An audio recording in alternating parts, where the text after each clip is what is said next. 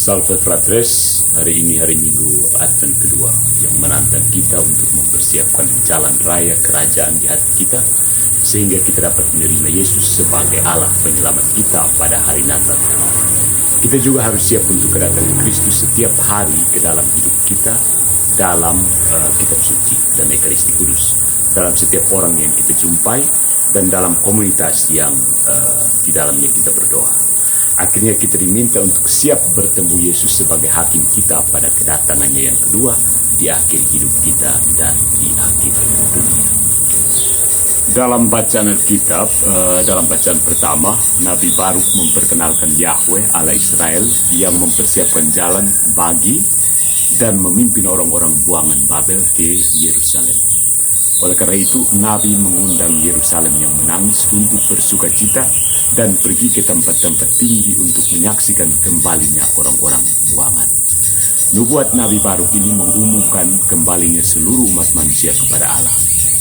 Selama masa Advent ini, kita juga diminta untuk kembali kepada Tuhan dari perbudakan kita terhadap dosa.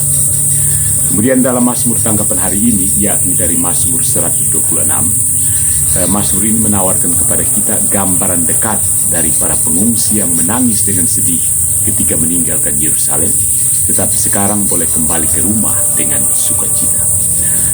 Kemudian dalam bacaan kedua, Paulus menasihati jemaat di Filipi untuk mempersiapkan diri mereka bagi kedatangan Kristus yang kedua dengan mempraktikkan kasih Kristen dan dengan menjalani kehidupan yang murni dan tak bercacat.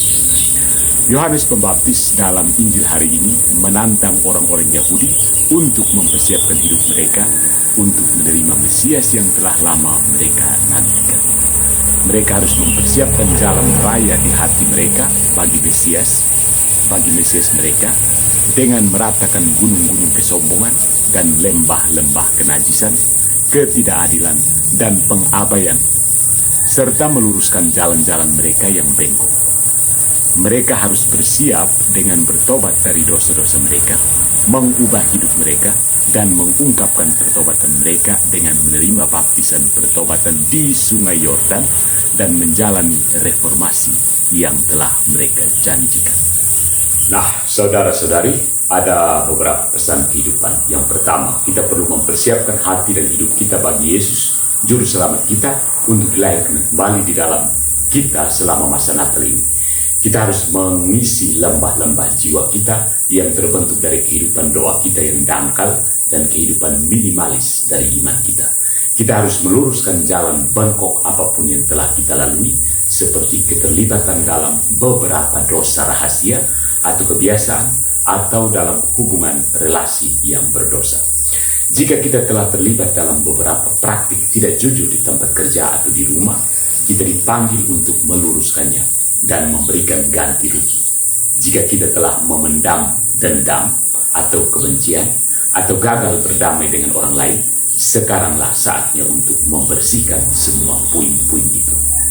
Sebagai pribadi, kita mungkin harus mengatasi kebencian yang mendalam, terus-menerus mencari kesalahan, keengganan untuk memaafkan, ketidakjujuran dalam berurusan dengan orang lain, atau sikap menindas yang mungkin kita miliki.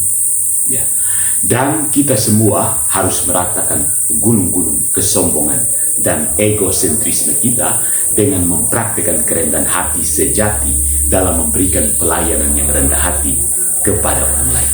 Nah, pesan yang kedua, saudara-saudari, kita perlu bertobat dan mencari pengampunan dari Tuhan dan orang-orang yang telah kita lukai. Pesan Yohanes memanggil kita untuk menghadapi dan mengakui dosa-dosa kita.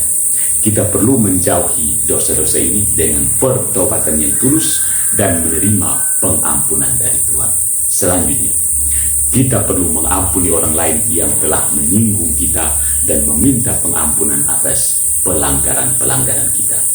Yesus dengan tegas menyatakan dalam Matius bab 6 ayat 14-15, karena jikalau kamu mengampuni orang atas pelanggarannya, Bapamu yang di surga akan mengampuni kamu juga. Tetapi jikalau kamu tidak mengampuni orang, Bapamu juga tidak akan mengampuni pelanggaran. You choose for yourself. Kehendak bebas, kan?